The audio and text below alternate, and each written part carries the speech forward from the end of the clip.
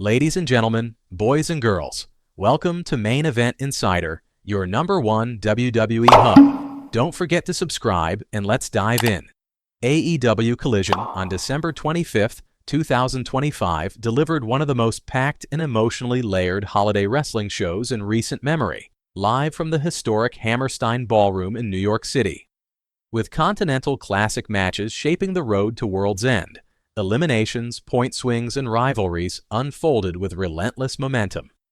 This was not a feel-good Christmas episode.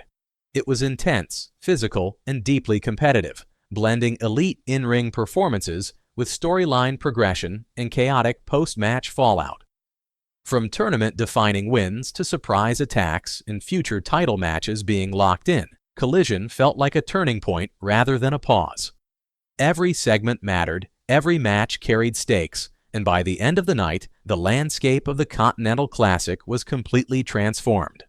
Kyle Fletcher versus Jack Perry. Kyle Fletcher and Jack Perry opened the show with a brutal Gold League clash that immediately set a serious tone.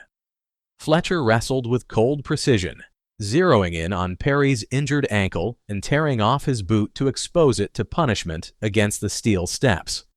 Perry fought back with desperation and creativity, using anything possible to survive, including biting Fletcher to escape danger. The pace intensified as both men emptied their arsenals, with Perry nearly forcing a finish via the snare trap. Fletcher's resilience proved decisive, surviving multiple near falls before crushing Perry with a decisive running kick and brainbuster. Fletcher secured 3 crucial points to reach 9, while Perry's elimination at 6 underscored the unforgiving nature of the tournament. Kyle O'Reilly's message to Roderick Strong.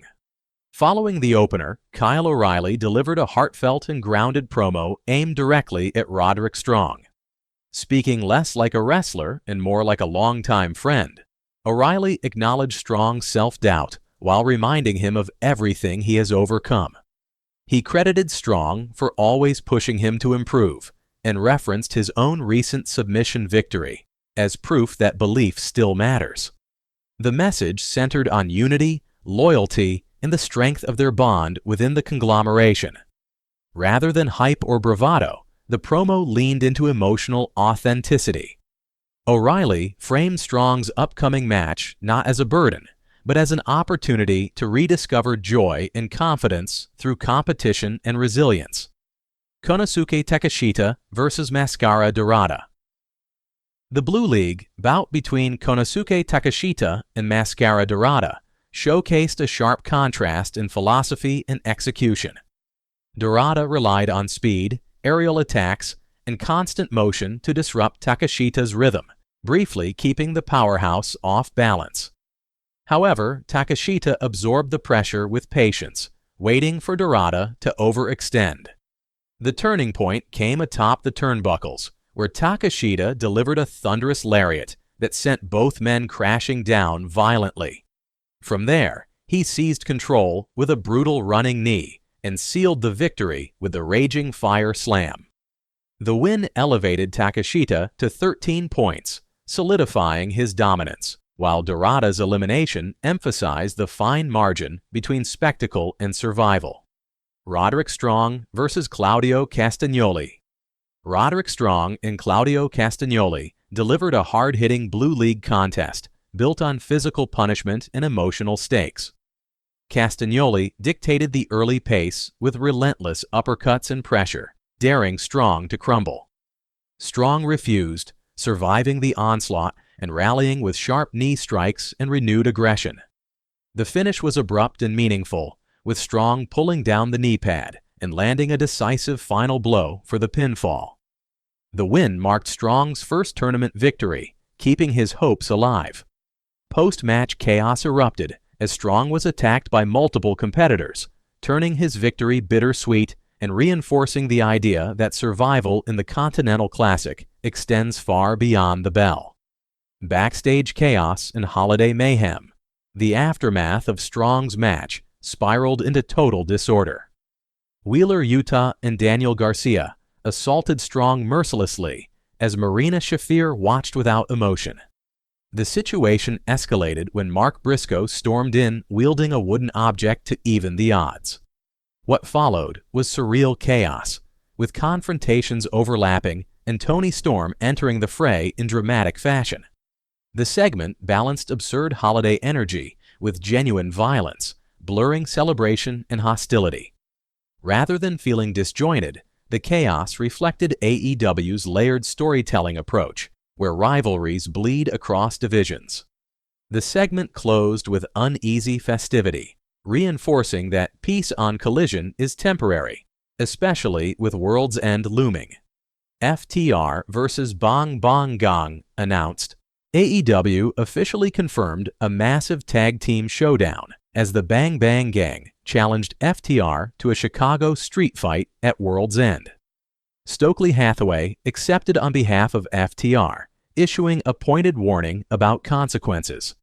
The stipulation raised the stakes significantly, signaling violence without restraint and championship implications. FTR's message was clear. They accept the challenge, but responsibility for the aftermath ends there. This announcement reinforced the seriousness of AEW's tag division and positioned the match as a centerpiece attraction.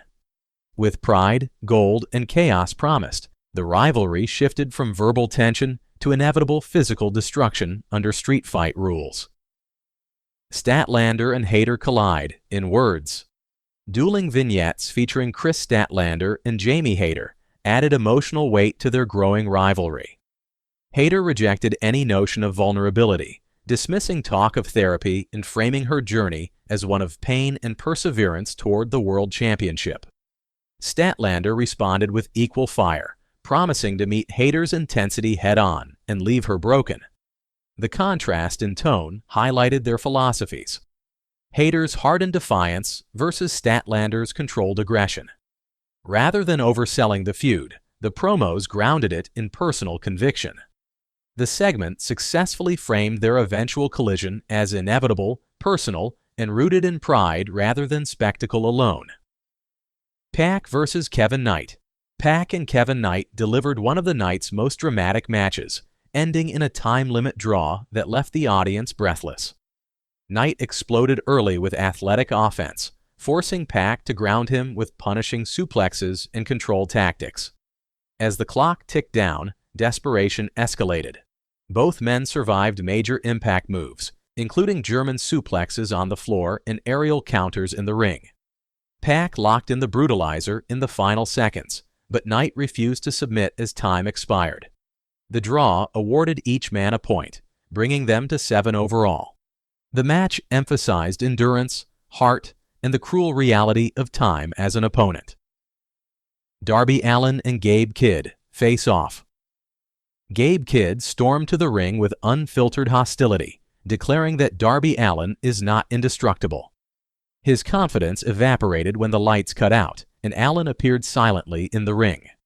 The reveal of Sting's bat shifted the power dynamic instantly, forcing Kidd into retreat. The moment relied on atmosphere rather than violence, letting tension carry the segment. It officially set their match for World's End, while reinforcing Allin's psychological edge. The standoff reminded viewers that intimidation doesn't always require contact. Sometimes presence alone is enough to send a message, and Darby delivered it perfectly. Continental Classic climax and the road ahead. The main event between Kazuchika Okada and Mike Bailey closed the night with high drama and elimination stakes. Okada punished Bailey relentlessly, but Bailey's resilience kept the match unpredictable. Despite landing signature offense, Bailey couldn't secure the win. Okada's patience and experience paid off with a perfectly timed roll-up victory, earning 3 points and eliminating Bailey. With the final standing set, the Continental Classic semifinals were confirmed: Takeshita vs. Okada and Fletcher vs. Moxley. The closing stare-down between Okada and Takeshita felt monumental, symbolizing the collision of eras and styles. Collision ended not with closure, but with anticipation for what comes next.